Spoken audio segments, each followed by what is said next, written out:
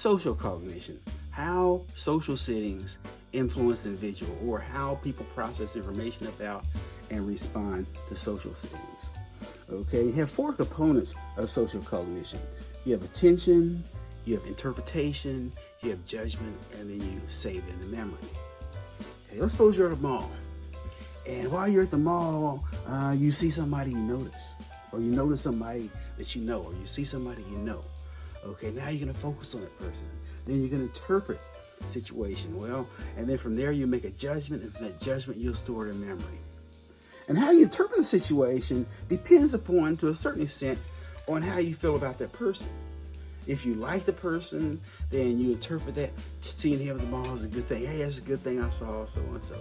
Okay, on the other hand, if it's your boss and you just called in sick that day and you see him, you might interpret it differently. Okay, and that's what we're looking at in terms of how we interpret social settings. You ever somebody say something or do something to you, and the next thing is, well, did they do it on purpose? Was it on purpose, or was it accident? So-and-so hurt my feelings on purpose, or was it by accident? Once again, you're assessing that person's motives while you interpret that situation. Okay, and what's included in social cognition is how you perceive person perception. In other words, how you perceive people. We all have what you call working stereotypes of what certain people are supposed to be, whether male, female, what nationality are. We also look at the setting, including that, and that's where the social psychology is talking about the power of the situation, but also you have person-situation interaction. Okay, one of the favorite phrases of social psychologists is anybody is capable of doing anything if the situation is right. Okay, but at the same time, the person can also influence the situation. Think about Zimbardo's prison study, where one individual took it to the next level to where it became abusive. That one person changed the whole sitting there, but also the prison sitting gave that person permission or set the person up to act a certain way. Okay, in terms of this, we're talking about attribution theory. In other words, attribution theory. Fritz Heider is the founder of attribution theory. One of the aspects of attribution theory is we want to know why. People want to know why. Something happens that you don't expect. Why did it happen? Or someone did something. The next question, why did they do it? Okay, and when you look at attributions, internal attributions versus external attributions. Internal is something within that person. Okay, so-and-so is rude. Well, you said something, so-and-so said something mean to you. Well, the internal attribution will be, well, Joe is just a rude person. Okay, and that's her response. That would be an internal attribution. On the other hand, we might use external attribution by saying, well, Joe is under a lot of stress, and he responded this way because of stress. And once again, that would be an external attribution. In other words, something in the environment caused Joe to respond that certain way.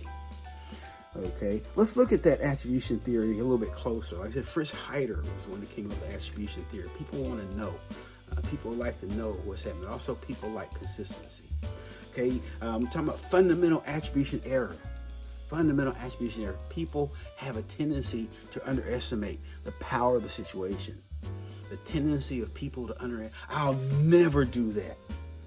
Okay, but then you put that person in a situation. You know, think about it in your own situation. You ever say you'll never do something, end up doing it? Once again, that's the power of the situation. Okay, let's look at aspects of attribution theory, or attribution error and attribution theory. One aspect of attribution error is actor-observer bias.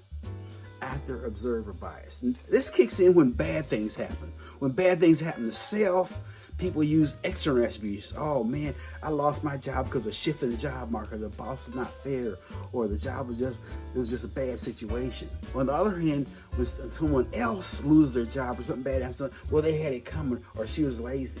They use internal attributions. So when bad things happen to self, people use external attributions. It wasn't my fault. Or versus when bad things happen to others, people use internal attributions. They had it coming, or I saw it a long time ago.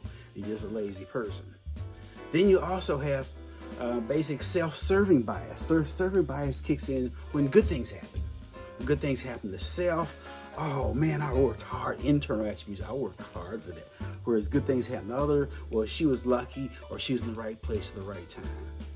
Okay, also within attribution theory, and also within social cognition attribution issues, comes schemas. Schema. A schema is general information about a person, place, or event. General. What do you know about cats? Well, they meow. They have fur. They have tails. They're independent. What do you know about dogs? That's your cat schema. Everything you know about cats will be your cat schema. What do you know about dogs? Well, they bark. They growl. They use the bathroom. They're not independent. They're destructive. That's your dog schema. In other words, general information about a person, place, or event. Then you have the event schemas, which sometimes referred to as scripts. Think about a birthday party. Birthday party.